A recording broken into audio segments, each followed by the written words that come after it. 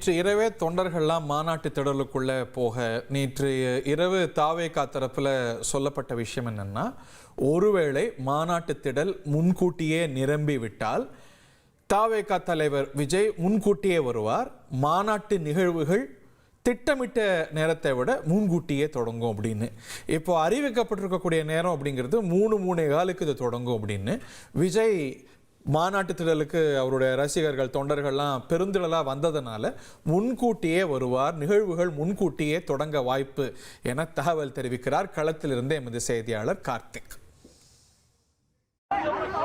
மதுரை மாநாட்டில் விஜய் முன்கூட்டியே மேடைக்கு வர இருப்பதாக தகவல்கள் வெளியாகி இருக்கு. அதாவது கடந்த முறை விக்கிரவாண்டியில் அவர்களுடைய தொண்டர்கள் கூட்டம் அதிக அளவில் வந்தது காரணத்தினால 6 மணிக்கு தொடங்க வேண்டிய மாநாடு மாலை 4 மணிக்கே தொடங்கியது. அதுக்கு மிக முக்கியமான காரணங்கள் என்னன்னு பாத்தீங்கன்னா, தண்ணீர் பற்றாக்குறை மற்றும் கழிவறைகள் பற்றாக்குறை, கூட்ட நெரிசல், நிறைய பேர் மயக்கமடைந்து விழுதல், ஆம்புலன்ஸ் வாகனங்கள் அங்கும் இங்கும் சென்று கொண்டிருந்த காரணத்தினால விக்கிரவாண்டியில் 4 மணிக்கே மாநாட்டில் விஜய் தோன்றி அந்த நிகழ்ச்சியானது 3 மணி நேரத்தில் நிறைவடைந்தது.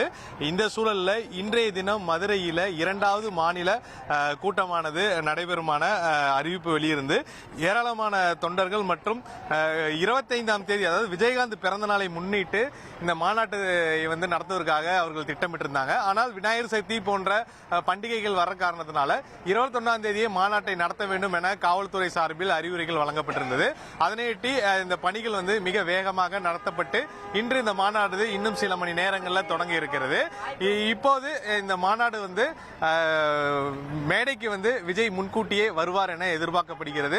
அதற்கான தகவலும் வெளியாகி இருக்கு. காரணம், மதுரையில் வெயிலின் தாக்கம் அதிகமாக இருப்பதாலும் ஏற்கனவே மாநாட்டு திடல்ல நேற்று நள்ளிரவிலிருந்தே ஏராளமான தொண்டர்கள் முகாமிட்டு இருப்பதனால அங்க இருக்கக்கூடிய தண்ணீர் பற்றாக்குறை மற்றும் கழிவறைகள் மற்றும் பற்றாக்குறை இருப்பதனால தள்ளுமுள்ளு மற்றும் எந்த அசம்பாவிதமும் நடைபெறாமல் இருக்க வேண்டும்